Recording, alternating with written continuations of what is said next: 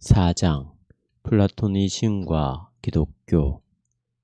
플라톤 철학의 중심에 이데아가 놓여 있다는 사실은 우리의 상식에 속하기는 하지만 그것에 연루된 전반적인 사상을 따라잡는 일은 그렇게 간단하지 않다.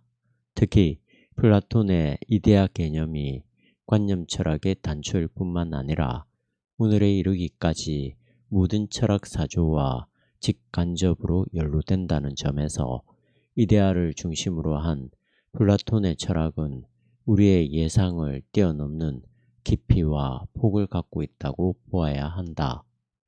우리가 플라톤의 이데아를 거칠게 표현한다면 이 세상의 모든 사물과 실질들을 규정하는 어떤 권원적 세계가 실제로 있다는 의미이다. 우리 앞에 가장 확실하게 놓여 있는 것은 분명히 어떤 관념이 아니라 물질과 현상이다. 나무, 돌, 불, 그리고 계절의 변화, 사랑, 분노 같은 것들이다. 이런 사물과 현상을 단지 그렇게 늘 있는 것으로만 생각한다면 더 이상 철학적인 사유는 우리에게 필요하지 않지만 그 사태를 조금이라도 세밀하게 인식하는 사람이라고 한다면 많은 궁금증을 갖지 않을 수 없다. 우선 우리의 감각적 인식에 들어오는 이 모든 사물과 현상은 계속해서 변한다는 사실 앞에서 우리는 당황할 수밖에 없다. 계절이 바뀌고 우리가 늙어 죽는다. 헬라인들에게는 아직 감추어져 있었지만 우리에게 신압으로 그 비밀을 벗어내고 있는 우리 세계도 역시 계속해서 시작과 사멸의 길을 걷고 있다. 이 세상에 영원한 것이 없다는 이 엄연한 사실 앞에서 플라톤은 영원한 그 무엇이 어디에 있다고 유추하게 된다. 이 세상의 모든 무상한 것들을 출현시키고 유지시키며 다시 거두어들이는 그런 절대적이고 영원한 세계가 곧 이데아이다. 이것은 일종의 실체론적 형이상학이라고 말할 수 있는 사유방식이다. 이런 점에서 어거스틴이 플라톤의 이데아 개념과 플로티누스의 일자 개념에 근거해서 기독교의 신론을 전개한 것은 타당하다. 특히 플라톤의 이데아는 이 세계를 초월하는 궁극적 권원이라는 점에서 창조자 야훼 하나님을 변증하기 위한 안성맞춤의 도구인 셈이다. 만약 플라톤의 이데아가 이 세상의 모든 것을 규정하는 보편적 현실이라고 한다면 하이데거의 존재, 노자와 장자의 도, 그리고 기독교의 계시와도 접목되는 부분이 적지 않을 것이다. 이제 우리는 판넨베르크의 설명에 따라서 주로 교부 시대에 일어났던 플라토니즘과 기독교의 사상적 만남에 대해서 검토하고자 한다. 판넨베르크는 플라톤 철학 전반을 다루는 게 아니라 기독교와 관계되는 부분만 다루는데 그 핵심은 곧 신론, 생명사상, 그리고 인식론과 은총론의 연관성이다. 그는 이런 핵심적인 문제를 정리한 다음에 기독교 사상에서 플라토니즘이 어떤 후속작용으로 나타났는가에 대한 부분도 다루고 있다. 1. 신론과 플라톤의 원리론. 교부들이 플라톤 철학에 관심을 기울이게 된 가장 근본적인 동기는 이 세상을 창조한 하나님의 초월성이 바로 플라톤 철학의 핵심적인 구성 요소와 연관된다는 사실을 발견했기 때문이다. 그 당시에 중요한 철학학파의 하나였던 스토아 학파는 신을 진료적 세계에 내재하는 로고스로 생각했고, 에피쿠로스 학파는 신들이 자신들의 환희만 생각할 뿐이지 세계와 인간을 염려하지 않는다고 주장했지만, 플라톤주의자들은 영원하고 영적인 본질로서의 하나님을 진료적 세계와 구별했다. 이것을 다음과 같은 구도로 요약하는 게 좋겠다. 스토아 학파의 신은 이 세계에 전적으로 의존했으며, 에피쿠로스의 신은 아무 상관없이 초월할 뿐이지만, 플라톤의 신은 스토아 학파의 섭리 사상을 에피쿠로스의 영적이며 초월적인 신광과 연결시킴으로써 내재와 초월을 함께 아우르는 사상을 형성하게 되었다.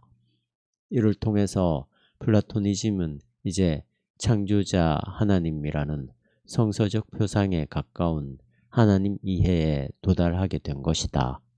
판넨베르크의 설명에 따라서 성서의 창조론과 플라톤 철학의 관계를 구체적으로 살펴보자.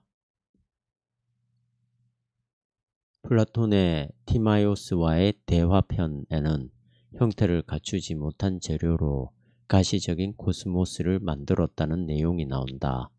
데미우르고스라고 부르는 신적인 세계 창조자가 원소로 채워진 공간을 만들었다는 것이다. 이런 내용을 일단 큰 틀로 볼 때 성서의 창조 사건과 맥이 닿는다고 할 수 있다. 어거스틴은 신국에서 플라톤의 하나님 표상과 기독교 신학 사이에 유사점이 있다는 사실을 지적하고 있다. 그는 이렇게 언급했다. 그들은 하나님을 결코 육체로 생각하지 않았으며, 뿐만 아니라 언젠가는 변화될 수밖에 없는 모든 것은 지구의 하나님이 아니라고 보았다. 플라톤 철학에 대한 이러한 입장에 의해서 어거스틴은 이방인의 하나님 인식에 관한 사도 바울의 언급인 로마서 1장 19절을 플라톤주의자와 연계시켰다. 이렇게 하나님은 그들이 하나님을 인식할 수 있도록 계시하셨다. 그래서 그들은 생성된 것을 통해서 하나님에게 있는 불가시적인 것을 인식했으며, 또한 하나님의 영원한 능력과 신성을 바라보았다. 어거스틴에게는 플라톤주의자들이 기독교 신학자들과 가장 가까운 사상가들인 셈이었다. 심지어 어거스틴은 신플라톤주의자들이 삼위일체론에 대한 인식이 있었다고까지 주장했다. 일자, 이성, 세계 영혼이 이 세 단계의 계급을 이루고 있다. 일자는 아버지, 누스, 이성은 아들, 세계 영혼은 곧 성령과 유비적 관계를 맺는다.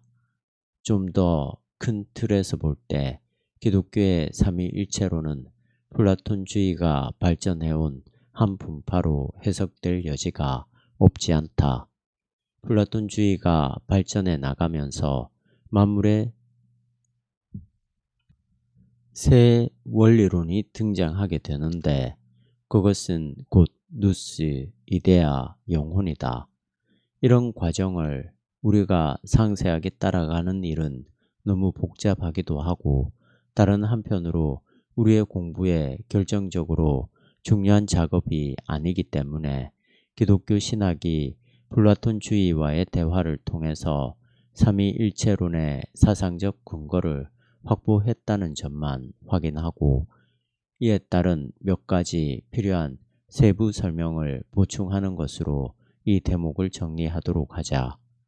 일자와 누스가 동일한가에 대한 질문은 플라톤주의 안에서 매우 분분하게 전개되었다.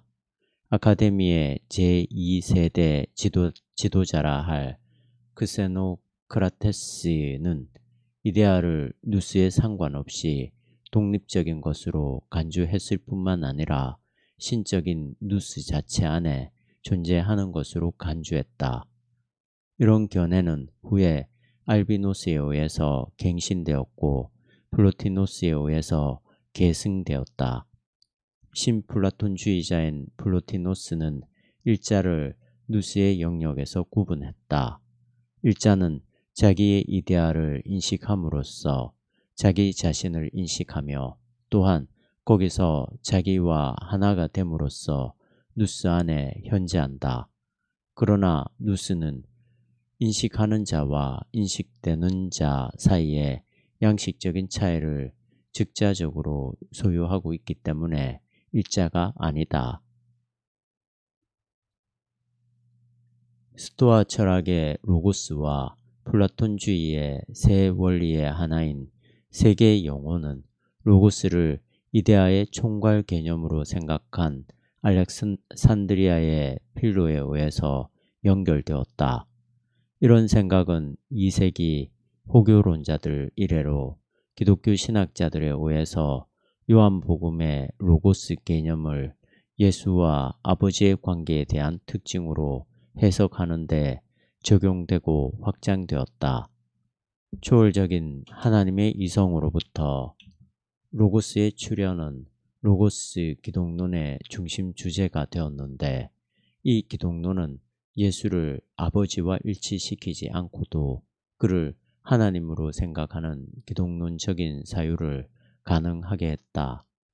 이 대목에서 교부신학의 로고스는 스토아 학파의 우주론과는 달리 세계를 초월하는 능력이었다.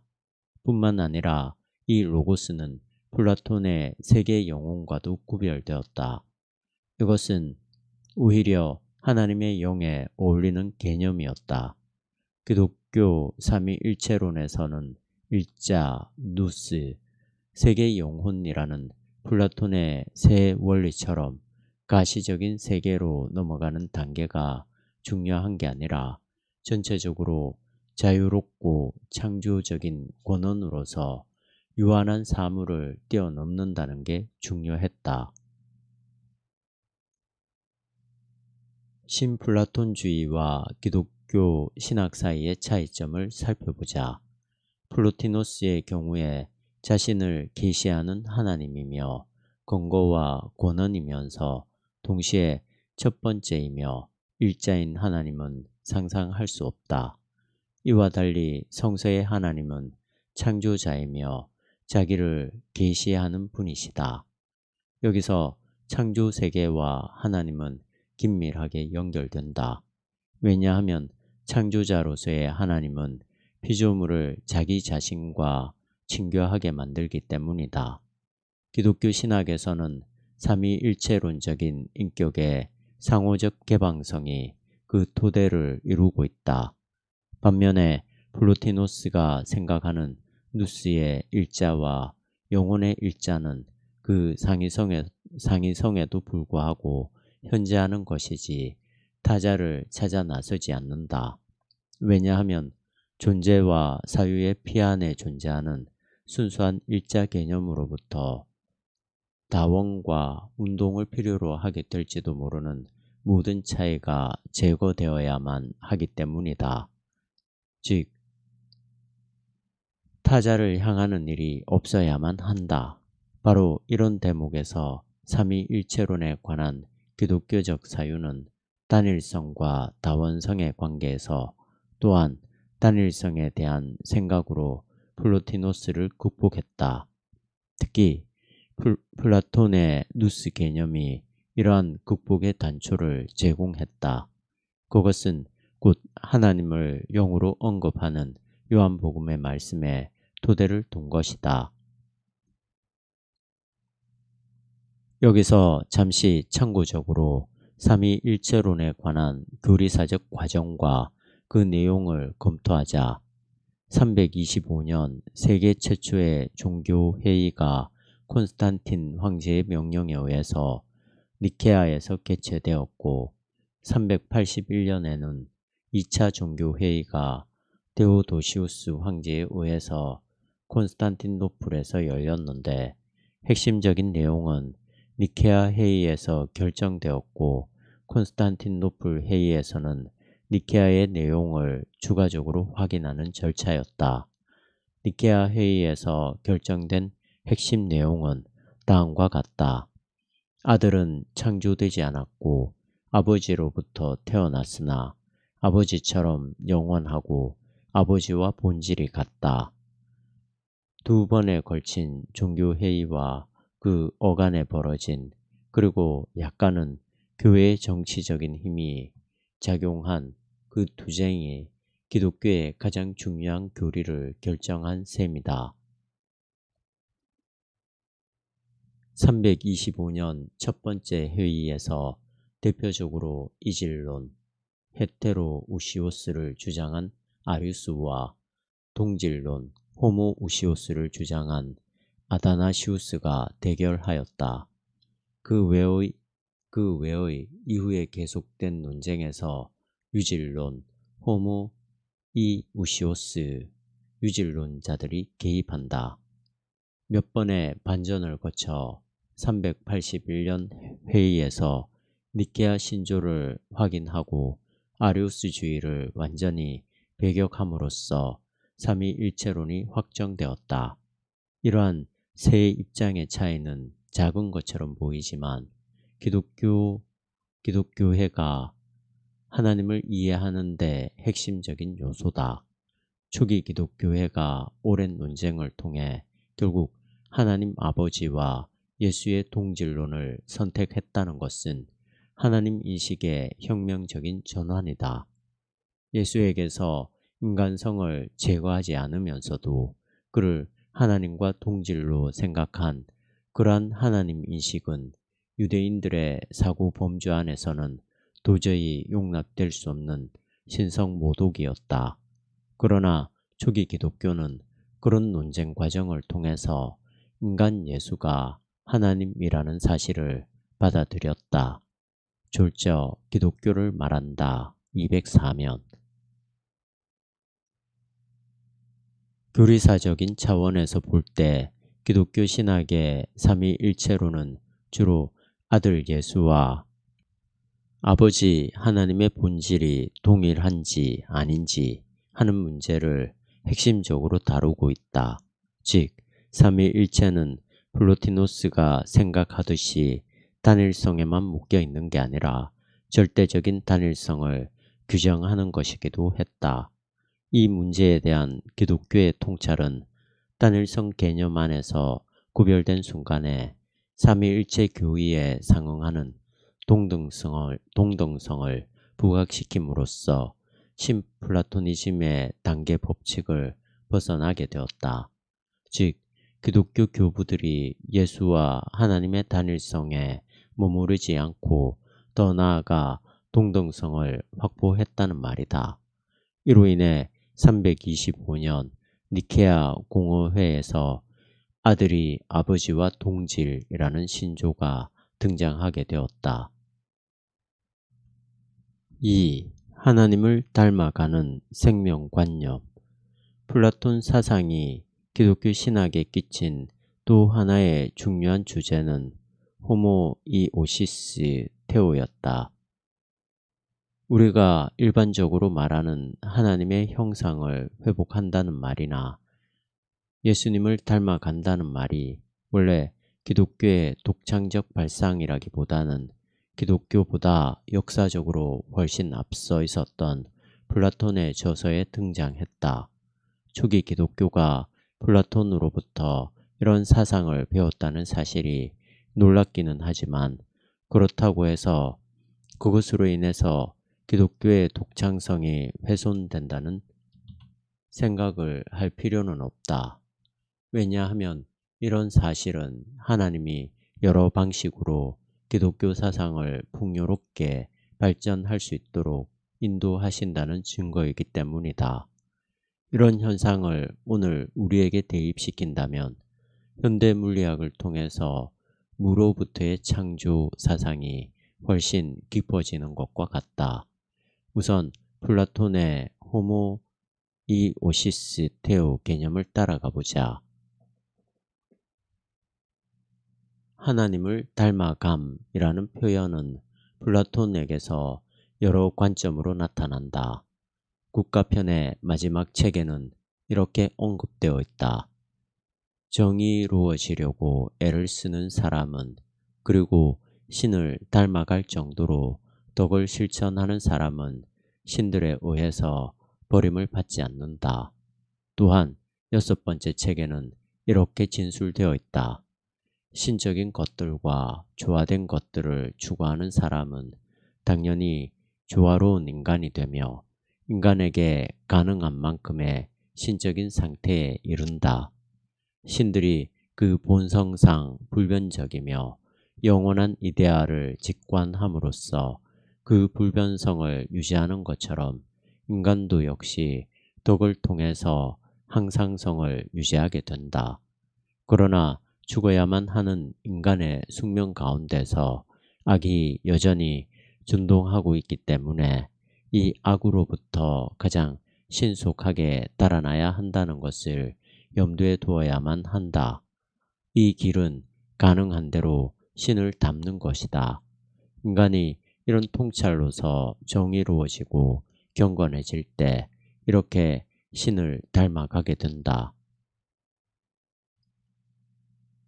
플라톤에게 최고의 선은 신을 인식하고 닮아가려고 애를 쓰는 사람들에게만 주어진다. 그리고 이런 근거에서만 사람은 행복하다. 따라서 플라톤에 따르면 철학을 한다는 것은 본성상 비육체적인 신을 사랑하는 것이다. 판넨베르크의 설명에 따르면 호모이오시스 테오라는 플라톤의 사상은 초기 기독교 교부들에게 여러 차원에서 영향을 끼쳤다. 그가 인용하고 있는 이레네우스의 말을 직접 들어보자.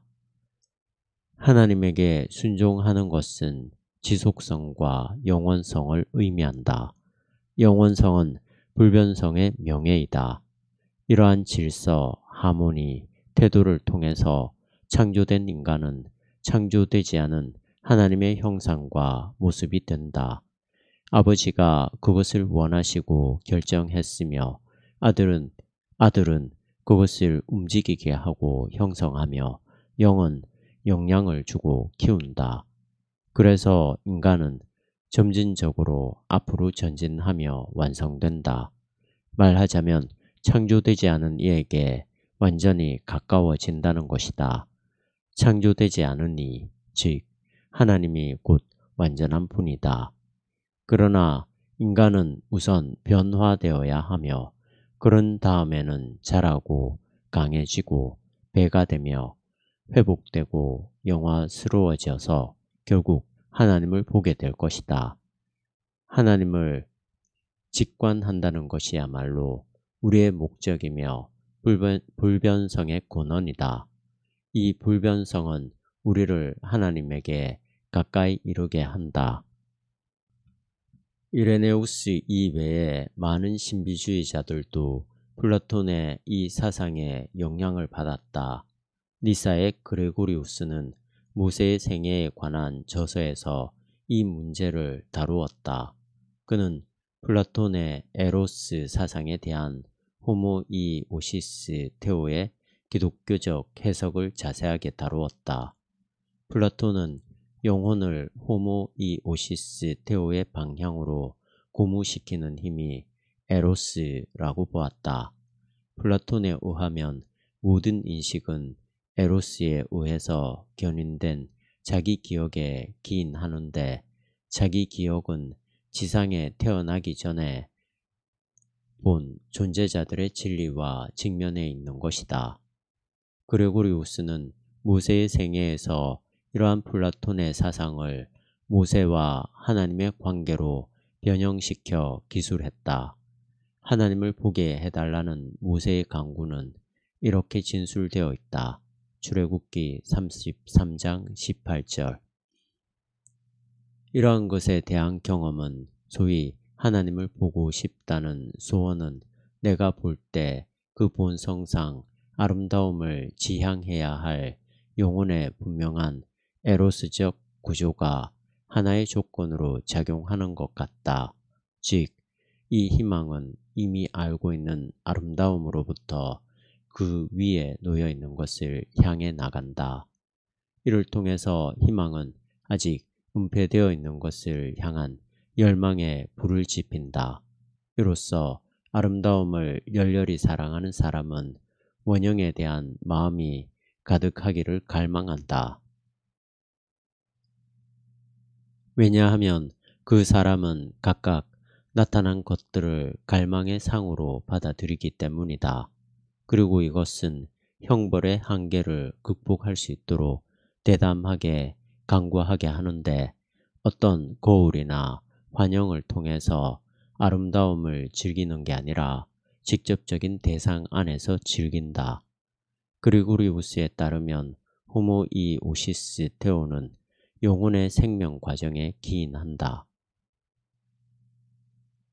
유스티누스는 영혼이 신과 유사하다는 플라톤의 견해를 중요하게 생각했다. 만약 영혼이 그 본질상 하나님과 유사하다면 영혼은 스스로 이미 하나님에 대한 직관을 소유하는 게 틀림없다. 플라톤에게 인간의 영혼은 선제적인 성격이 있다는 점에서 기독교 사상과는 근본적인 차이가 있다고 보아야 한다. 이미 어거스틴이 말한 대로 영혼은 하나님에게서 피조된 것이기 때문에 신적인 본질이라고 볼 수는 없기 때문이다. 영혼은 성령에 의해서 하나님을 직관할 수 있는 선물을 받을 뿐이다. 이런 점에서 유스티누스의 제자인 타티아누스는 영혼을 그 본성상 죽어야 할 존재로 간주했다. 다만 불멸성은 하나님의 선물이었다. 판넨베르크의 설명에 따르면 유스티누스와 타티아누스는 플라톤보다는 기독교적인 플라토니즘이라 할 수 있는 영지주의를 선택했다고 한다.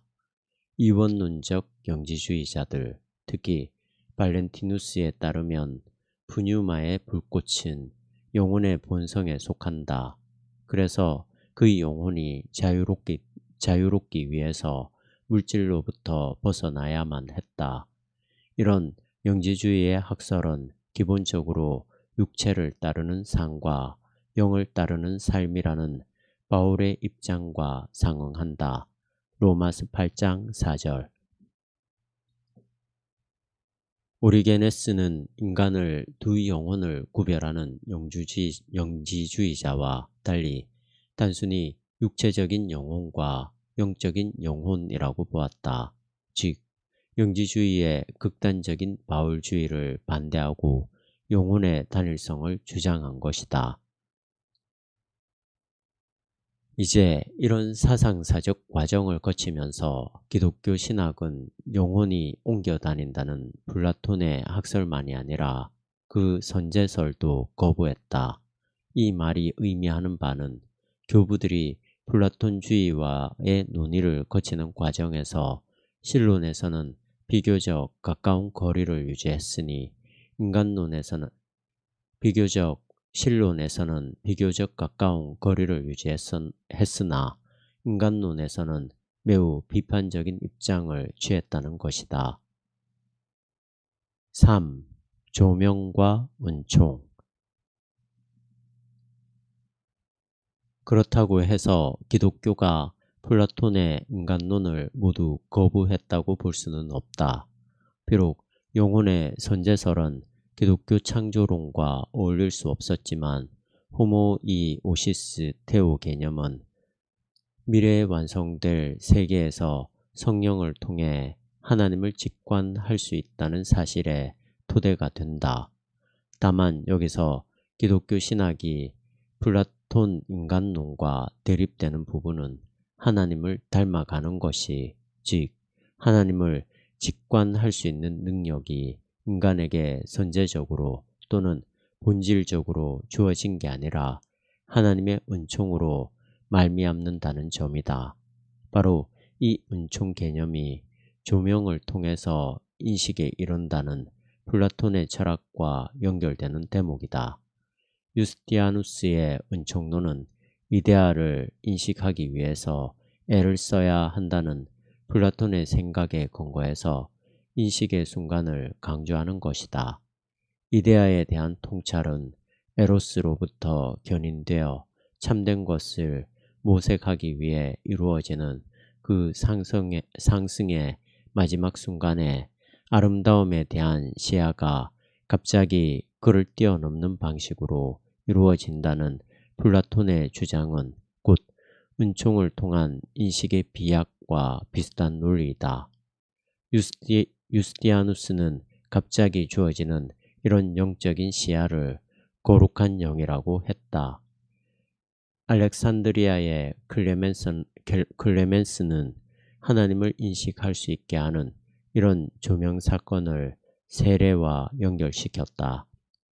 이런 생각은 좀 신비한 구석이 있기는 하지만 그 배경에는 조명을 통해서 인식에 도달하려는 플라톤의 사상이 놓여 있다. 오리게네스도 기독교의 하나님 인식론에 볼 수 있듯이 플라토니즘의 조명 개념은 하나님의 은총이 작용하는 것이라는 사실을, 따라서 인간 자신에게서 발견하지 않는 그 무엇이라는 사실을 받아들였다. 어거스틴의 은총론에서 이런 기독교의 인식론이 구체화한다.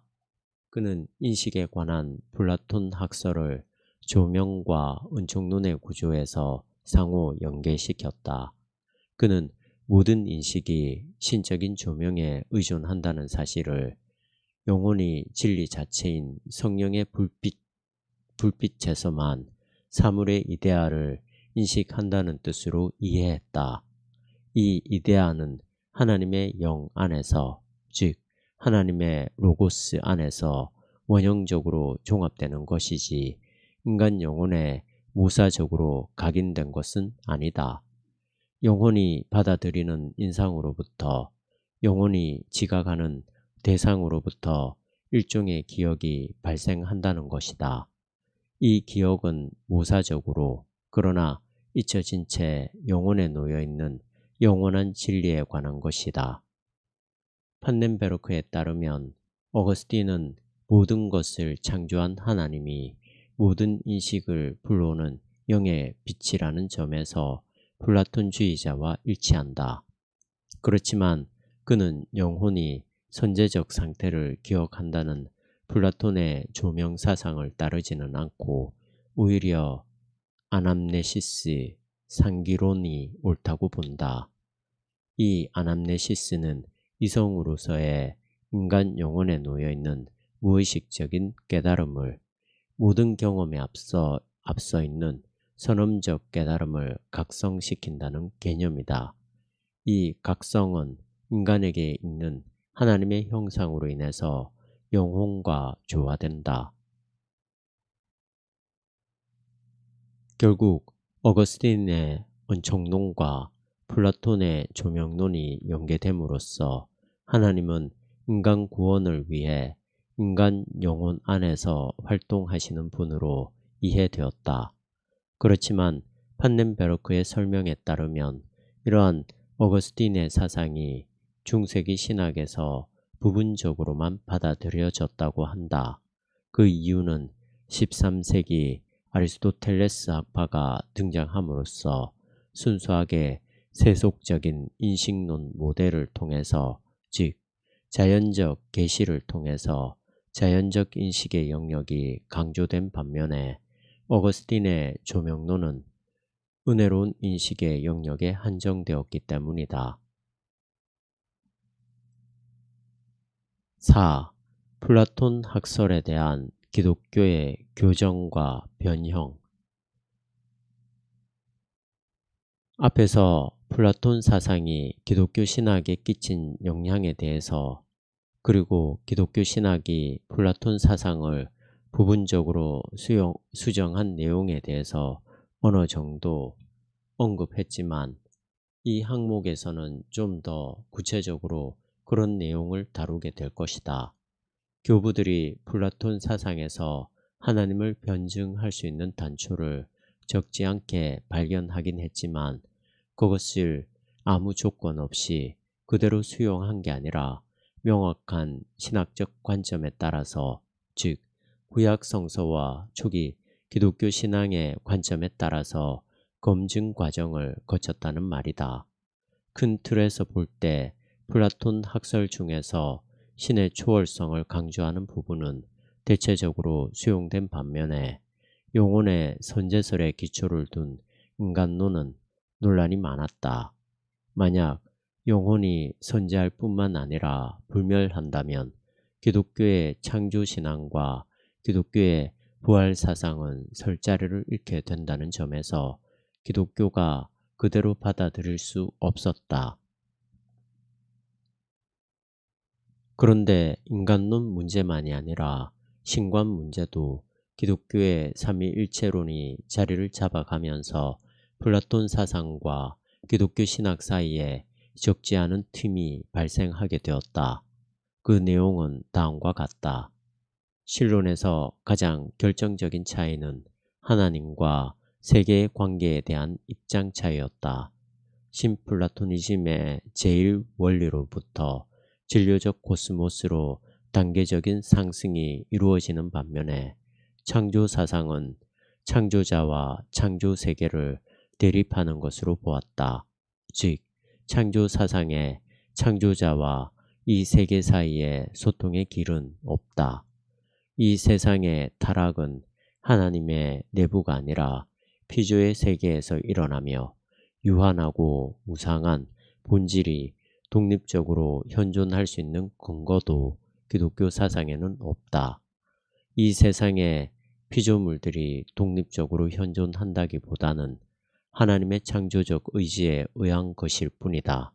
물론 플라톤도 역시 데미우르고스가 이 세상을 창조했다고 보기 때문에 기본적으로는 기독교의 창조신앙과 동일한 맥락이 있기는 하지만 신플라토니즘에서는 제1원리와 이 세상 사이에 연속성이 있는 반면에 창조신학에는 그런 연속성이 없다. 플라토니즘의 창조사상의 초점은 이 세상의 현존에 대한 해명이라는 점이고 기독교의 창조신앙의 초점은 창조자의 창조 행위에 있다는 점이 다른 게 아닐까 생각한다.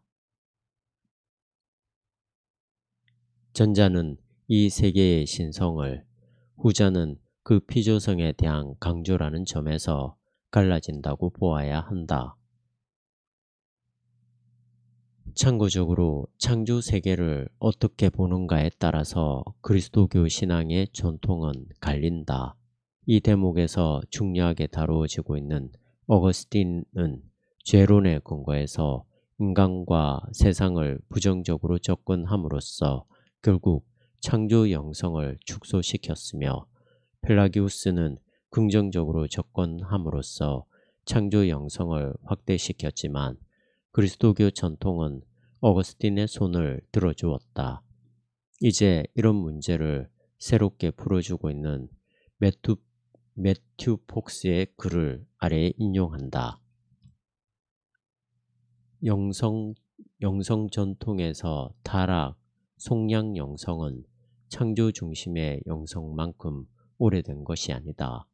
타락, 속량 영성이 되찾아 올라가는 이는 주로 어거스틴이요.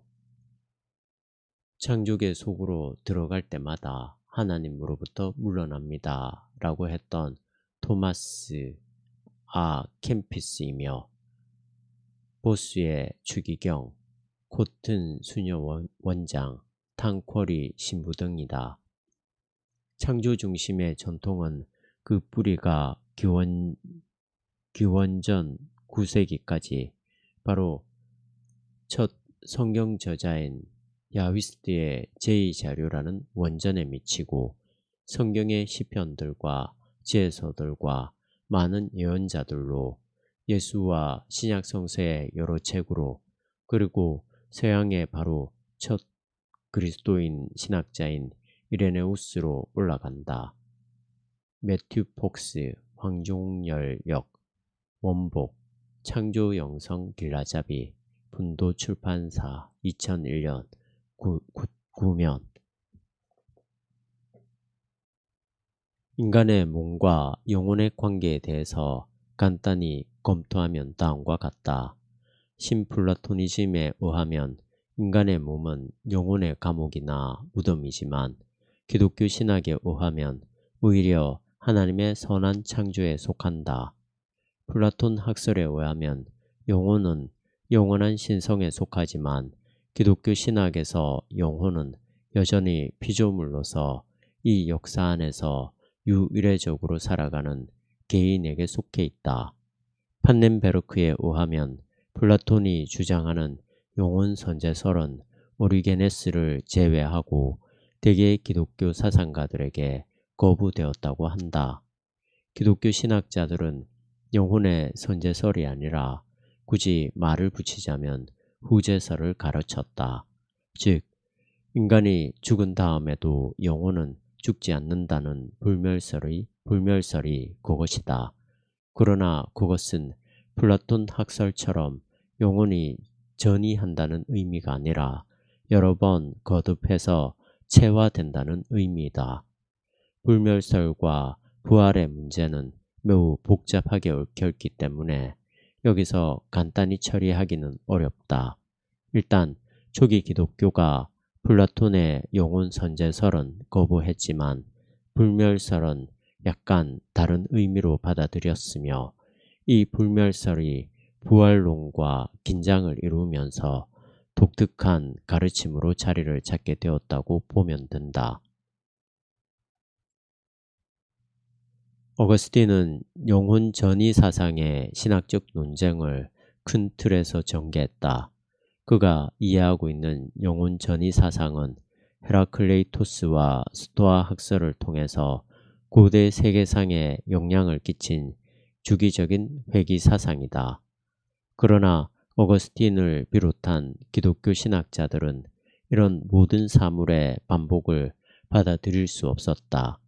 왜냐하면 그리스도가 우리의 죄를 대신해서 오직 한 번 죽으셨기 때문이다. 예수는 죽은 자로부터 부활하시어 더 이상 죽지 않으신다. 로마서 6장 9절. 이런 논리가 기독교 신학이라고 한다면 이 세계의 주기적 순환은 도저히 용납될 수 없다. 어거스틴은 기독교의 구원신앙으로부터 일단 실존의 유일의성을 새롭게 인식하게 되었다. 현재를 가장 첨예하게 모든 영원한 것에 대한 결정적인 시간으로 생각하는 것과 그리고 인간의 개체성에 대한 새로운 이해와 그 인간의 영원한 무게에 대한 새로운 이해가 이런 인간 실존의 유일의성으로 연결되었다. 판넨베르크 74면. 어거스틴이 주기적 회귀론의 토대라 할 수 있는 영혼의 전이와 상반된 의미로 제시하고 있는 구원의 유일의성은 신적인 로고스의 성육신 문제와 연결된다. 영혼을 시간 안에서 유일의적으로 발생한 사건과 연결시킨다는 것이 고대 철학에서는 매우 낯선 것이었다. 플라톤주의자들은 다른 고대 철학자들과 마찬가지로 인간만이 코스모스를 관리하는 이성을 갖고 있다는 사실을 의식하고 있었다. 물론 여기서 말하는 이성은 헬라어로 로고스이다. 그렇다면 결국 인간은 이성의 성육신인 셈이다.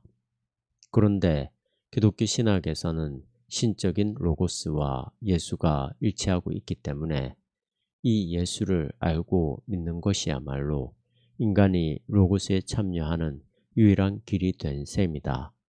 예수는 역사적으로 유일의적인 존재였다는 점에서 결국 이 세계의 역사는 회귀가 아니라 유일의적인 방식으로 진행된다고 보아야 한다. 이런 문제가 2세기에 불거졌는데 유스티누스는 전체 로고스가 오직 그리스도 안에 나타났다는 점을 강조하기 위해서 로고스의 기능 혹은 씨앗이 모든 인간에게 특히 철학자들에게 부여되어 있다는 스토아 학설을 받아들였다고 한다. 이를 통해서 이제 회귀의 우주론이 아니라 유이례적인 역사로서의 우주론으로 이 세계관이 바뀌게 되었다. 이것이 어거스틴 사상에서 정점에 이른 구원사에 이르는 길목이 되었다. 결론적으로 교부들은 플라톤의 신광과 인간론을 부분적으로 수용하고 다른 한편으로 교정하면서 기독교 신학을 심화했다. 이런 논쟁의 과정에서 플라톤 학설 및 다른 철학과 구별되는 기독교 신학의 핵심적 주제들은 다음과 같다. 하나님의 창조 행위, 이 세상의 피조성, 하나님과 이 세상의 상대적 대립, 인간의 영혼만이 아니라 몸도 하나님이 창조한 선한 것, 구원의 유일해성, 이 세계의 유일해성. 5. 플라톤 사상의 계속적인 작용과 그 현실. 판넨베르크의 설명에 따르면 서양 철학사에서 플라톤 철학은 고대 플라토니즘으로 끝나지 않고 지난 2000년 동안 지속적으로 반복되었다고 한다. 어거스틴이 활동하던 4, 5세기의 신플라토니즘은 물론이고 9세기에는 칼 궁정학교 교장이었던 에리우게나에 의해서 12세기에는 사르트르의 티에리에 의해서 15세기에는 니콜라우스 쿠자누스를 통해서 그리고 마르질리오 피치노가 주도한 플로렌스의 플라톤 아카데미를 통해서 17세기에는 케임브리지의 플라톤 철학회를 통해서 갱신되었다. 기독교 신학에 끼친 플라토니즘의 영향은 주로 세 방향이다. 첫째는 앞서 우리가 비교적 상세하게 살펴보았던 어거스틴을 통해서 큰 영향력이 행사되었다. 둘째는 맥시무스 컴페서르와 에리우게나를 통해서 다시 영향을 끼쳤다. 셋째는 12세기 아라비아어에서 번역된 원인에 관한 책을 통해서 영향을 끼쳤다. 근대에 들어와서 신플라토니즘의 단계적 코스모스론은 사라지게 되었으며 결과적으로 원인과 작용의 연계도 역시 작용이 원인에 참여한다는 사상에 의해서 사라지게 되었다. 최근에 개신교 신학에서는 플라톤의 원형, 모사 사상이 여전히 그 영향력을 행사하고 있다. 슐라에르 마허는 믿는 자들의 관계성 속에서 그리스도의 하나님 의식이 곧 원형성이라고 생각했다. 칼 바르트도 역시 교회 교의학을 원형, 모사 관계로 구성했다.